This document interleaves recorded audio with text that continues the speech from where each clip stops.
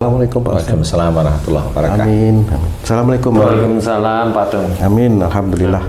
Tuh, Pak Ustadz, mohon maaf.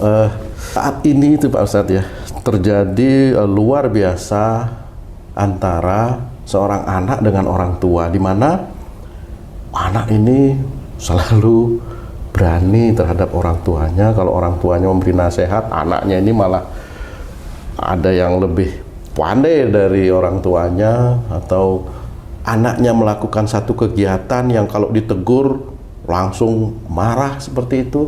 Nah, situasi-situasi yang seperti itu di dalam keluarga itu disebabkan oleh apa Pak Ustadz? Ini dari pandangan seorang muslim ya Pak Ustadz. Bismillahirrahmanirrahim. Assalamualaikum warahmatullahi wabarakatuh. Waalaikumsalam warahmatullahi wabarakatuh. Amin ya rabbal alamin. Alhamdulillah.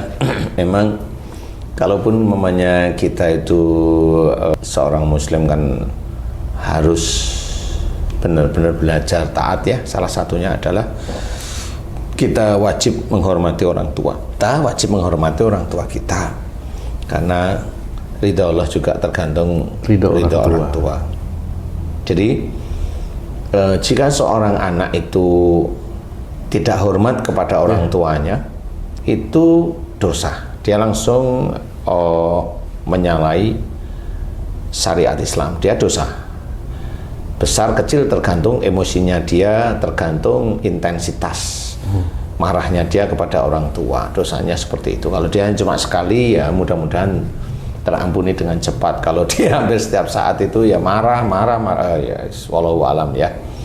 Tapi orang tua juga tidak boleh sewena-wena kepada anak, atau tidak menjadikan ayat bahwa anak itu harus hormat kepada orang tua. Orang tua itu tidak boleh bersembunyi di balik ayat tersebut. Pemaksaan. Jadi memaksa anak itu disuruh hormat dengan orang tua juga tidak boleh.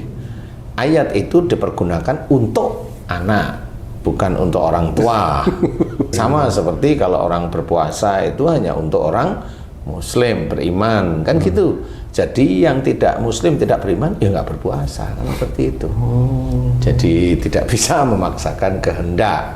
Nah, persoalannya adalah bagaimana si anak ini kok selalu berani dengan orang tuanya. Ada dua kemungkinan atau tiga kemungkinan. Kita ambil yang kemungkinan pertama adalah genetik. Jadi ayah dan ibunya keras, kaku, emosional, marah, tersinggung, dan sebagainya. Kalau memang genetik dari ayah dan ibunya itu punya genetik seperti itu, emosional, mudah marah, tersinggung. Nah, ini anak pasti punya sifat seperti itu. Nah, kalau anak punya sifat seperti itu, itulah yang dihadapi oleh banyak orang-orang muslim. Sehingga banyak orang-orang muslim itu selalu berdoa, jangan begitu ya anak soleh, boleh. Itu doa, bentukan. Itu yang mengerti, tetapi bentukannya doa. Tapi apakah doa itu dikabulkan Allah? Wallahu a'lam. Kita nggak tahu, karena kalau itu hanya doa, tetapi orang tuanya tidak mengerjakan apa yang dia doakan, ya bisa aja nggak digubris oleh Allah Ta'ala. Contoh mamanya, ada orang berdoa ingin mempunyai rezeki yang halal thayyib, tapi dia nggak gerak-gerak, nggak kerja mamanya. Kan nggak bisa. Bener. Atau kerja semaunya dia, sulit. Walaupun ada yang bisa, ada, tapi itu kan haknya Allah. Tapi yang normal kan nggak bisa. Di doa itu boleh. Doa ingin diberi rezeki oleh Allah Ta'ala halal thayyib, dan nanti kalau memang itu bisa ditambah terus oleh Allah Ta'ala, bisa meningkatkan iman kepada Allah Ta'ala, boleh meningkatkan iman ya. Jangan hanya cuma kaya aja sehingga nanti malah ya pamer harta, yang nggak boleh juga, kan seperti itu. Nah, di titik ini doa itu boleh. Kalau anaknya nakal, jangan begitu ya anak soleh, boleh itu doa. Tetapi orang tuanya harus tahu. Nanti kalau anaknya nakal mukulin orang, kamu kok kalau bisa mbok jangan mukulin orang dong, anak soleh. Padahal anaknya itu sudah SMP, SMA, ya kan? Nggak ketemu. Ya boleh doa seperti itu, kan gitu ya. Tetapi itu yang mikir ini sifatnya siapa, emaknya apa bapaknya, kan gitu. Doa seperti itu orang tuanya, tapi orang tuanya nggak soleh, gimana juga ya? Kan gitu juga. Tapi paling tidak itu kita anggap orang yang doa begitu mengerti, Mengerti ya. mengerti dia. Jadi jangan sampai lisan itu keluar kalimat yang lebih berat. Jarang tapi itu Pak Ustadz. Yang mana? Yang seperti tadi Pak Ustadz sampaikan itu, jangan anak soleh, waduh jarang. Belum pernah dengar karena lingkunganmu kali begitu tuh. Kalau saya dengar sendiri, jadi ya senyum ya, senyum. Tapi saya lihat bapak ibunya kan kelihatan. Oh, yang itu. Tapi kalau itu anak kecil nggak ada masalah. Yang lucu-lucunya itu biasanya bapak ibunya jangan begitu ya deh, anak soleh. Gitu. Kalau sudah dewasa, sudah nggak pantas atau masih boleh begitu Pak Ustadz? Ya boleh, kalau Boleh kamu tetap itu ya. nggak malu ya boleh-boleh aja. Kamu itu mbok jangan ngelawan papa toh anak soleh, boleh silakan. ya. Nanti jawaban anaknya ya papa dulu yang soleh. Gitu. Jadi kenapa begitu? Ya karena genetiknya itu nggak paham sebenarnya. Itu satu ya genetik namanya. Genetik. Sehingga anak itu pasti punya genetik seperti itu, menurun lah ya. Kalau ibaratnya kamu tuh pernah cerita kalau ibumu ya itu emosinya tinggi. Nah kalau kamu sekarang itu emosinya tinggi, kaku, ya kan itu genetik namanya. Tapi jangan maaf, nggak boleh. Saya tetap harus berubah. Saya mengingatkan di sini kalau kamu ketawa seneng itu, kamu itu bisa masuk neraka gara-gara itu, nggak boleh. Membela diri. Titik itu kalau kamu nggak bisa berubah-berubah, ya kamu itu dititipi nafsu yang seperti itu, kamu belum lulus di hadapan Allah Ta'ala. Makanya nanti kamu bisa nurunkan genetik itu kepada Anak. seorang itu dianggap bisa baik di hadapan Allah Ta'ala dan lulus itu jika memang seorang anak yang sudah mulai remaja dewasa itu keluar dari basic orang tuanya tidak baik. Itu dianggap lulus, dia mulai tenang, mulai paham orang tua seperti itu. Kalau dia dimarah orang tuanya hanya nunduk, dia hanya cuma bertasbih aja, terus bertasbih, dia nggak mau balas. Kalau mau nangis ya nangis saja cukup. Nanti setelah nangis boleh diteruskan sebentar, habis itu nyaman. Sapalah orang tua yang berusaha ngamuk dengan kita itu ya dengan baik, dengan ini anak ini benar-benar kelasnya bisa soleh di hadapan Allah Ta'ala. Kalau yang berikutnya adalah kenapa anaknya itu ngajak berantem dengan orang tuanya. Nah ini bisa aja dari genetik, bisa punya genetik yang tersinggungan, genetik yang kaku, genetiknya emosional. Nah, tetapi ada pemicunya, umpama ibunya salah melakukan kesalahan yang anaknya itu nggak suka, fatal lah. Atau ayahnya salah melakukan kesalahan itu fatal menurut anak. Menurut anak bisa, menurut agama bisa. Anaknya tahu umpamanya. Umpamanya lo kok tahu gimana? Umpamanya Haji C bilang, tahu anakku Ustaz. Haji C bilang itu. Mau kenapa? Istriku yang ngasih tahu. Jadi itu juga akhirnya menjadi dendam dari anak kepada orang tuanya. Sehingga itu menjadikan selama ayahnya kelihatan tidak pernah lembut, dia masih menurut dia itu masih kaku, masih kasar, masih arogan, masih egois. Dia masih punya pikiran sama seperti dulu. Nah, untuk mengembalikan kepercayaan seorang anak kepada orang tuanya itu harus gimana orang tuanya, Ustaz? Jadi intinya biasanya kalau sudah ada masalah yang krusial seperti itu, kesalahan orang tua namanya jelas ya. Nah, orang tua itu harus mendudukkan, umpamanya yang salah Haji C ini. Haji C itu mendudukkan dengan istrinya, dengan anak-anaknya. Bilanglah sama istri, bilang sama anak-anak, "Mah, saya kan pernah salah dulu. Lakukan ini yang tidak baik lah dalam syariat Islam. Mamah juga ngerti, mamah marah, mamah ini.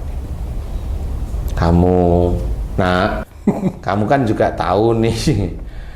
Dan nggak usah terus karena tahu dikasih tahu istri terus gara-gara makmu nih jadi semua berantakan. Oh, nggak boleh seperti itu. Sudah menyudutkan. Iya, itu sudah. Nah, ini kekakuan dan merasa benar lagi, egois lagi namanya. Maunya dia itu mau membuka apa namanya pembicaraan tetapi masih egois. Ya nggak bisa. Ya tetap marah lagi, bubar lagi. KTT itu nggak jadi. Komprehensi tingkat tingginya nggak jadi. Jadi omong yang baik, kemudian janji kepada Mama dipanggil, kemudian diajak ngomong saat ini. Kemudian kenapa saya seperti ini? Karena saya lihat keluarga kita itu kok kayaknya nggak bisa bersatu. Satu rumah tapi nggak bisa bersatu. Nah ini ngomong beneran nih. Jadi kalau saya datang ke sini, kok kayaknya dengan kamu, nanti saya ngomong begini, kamu salahin. Nanti dengan kamu, nak, kok ayah itu kamu salahin. Sebenarnya masalah ini sudah ayah pikirin lama. Kalau seperti ini keluarga kita besok ketemunya malah di neraka, nggak di surga. Ngomonglah di situ. Apa yang bikin istri nih? Apa yang bikin kamu itu selalu omonganmu ketus sama saya? Tanyain serius. Keluarin unek-unek. Keluarin unek-unek di situ. Apa? Nanti kalau udah ngomong, kamu tuh dulu waktu ini itu BBM masih megang BlackBerry. Zamannya BlackBerry. Sekarang itu Nokia. Kamu menyembunyikan siapa itu namanya? Kamu tulis GM ini, GM itu, Kapro ini, Kapro itu. Oh iya. Iya, Kapro, tapi waktu telepon nggak kamu angkat-angkat, siapa itu umpamanya? Umpama kan gitu. Dengerin itu diam memang. Nggak boleh marah ya? Nggak boleh. Diinget-inget gini. Oh, iya. Ya bener ya. Ini ngajarin. Nggak boleh marah. Nggak marah sih. Panas kuping. Bentar. Ini saya ngomong sama Haji J, kok yang tersinggung kamu tuh. Nggak tahu. Ini Kapro ini, proyek Kapro ini. Itu kamu ditelepon hanya kamu lihat, nggak kamu pegang, padahal itu atasan kamu. Itu gimana itu bisa kamu pegang? Itu langsung, itu harus diem itu. Hanya cuma subhanallah.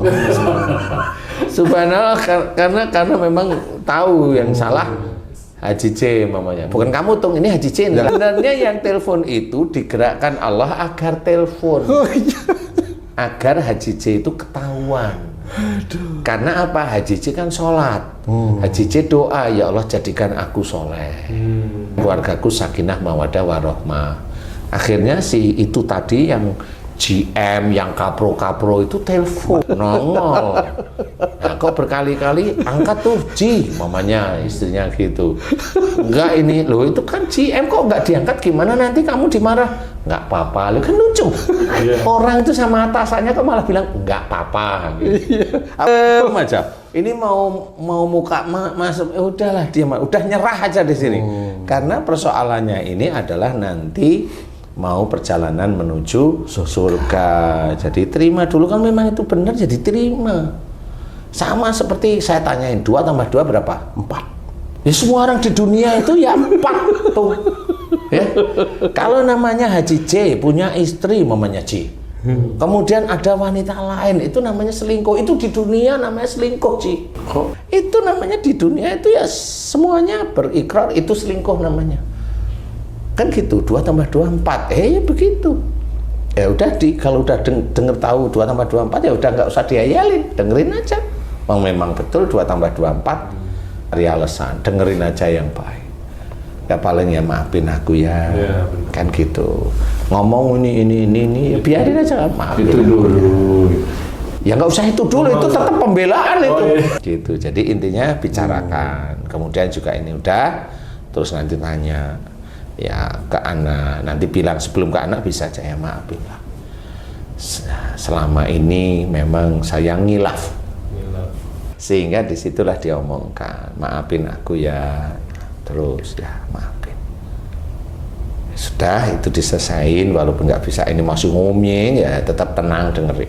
Selesai itu selesai, baru anaknya ditanyain, kenapa kamu gini? Ya dengan tenang santai. Oh iya sih, ayah dulu begini. Ya, dengerin aja walaupun itu anak. Nah, nanti ya maafin lah. Ya waktu itu ayahmu kesurupan setan, jadi setan disalah-salahin ya. Bicarakan dengan anak, dengan istri, bicara baik-baik, kemudian cari kesempatan untuk yuk kita berubah sama-sama. Jadi start itu di sini gitu. Ngomong itu bisa 3-5 jam bisa. Nanti minta maaf, beneran maafin aku, peluklah istri. Itu di depan anak ada masalah, ya memang bener harus serius kan gitu. Yang sulit cari momentumnya, Ustaz. Loh, Ya itulah alasan.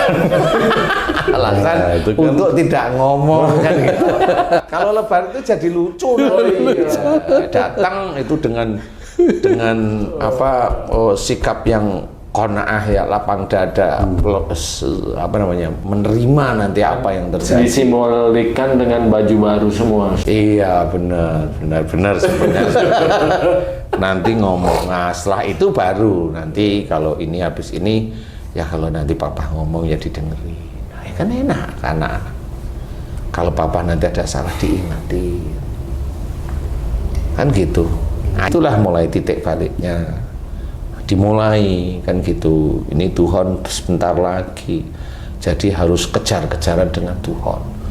Jangan sampai nanti Haji J nganter istri sama anak-anaknya malah ke neraka. Yuk siapa duluan yuk kan gitu ya, seperti itu Ji. Jadi harus dibicarakan semuanya sehingga clear seperti itu. Jadi itulah yang harus dikerjakan sehingga itu menjadi mudah-mudahan anaknya mulai tidak berantem, berani dengan orang tuanya, melawan orang tuanya.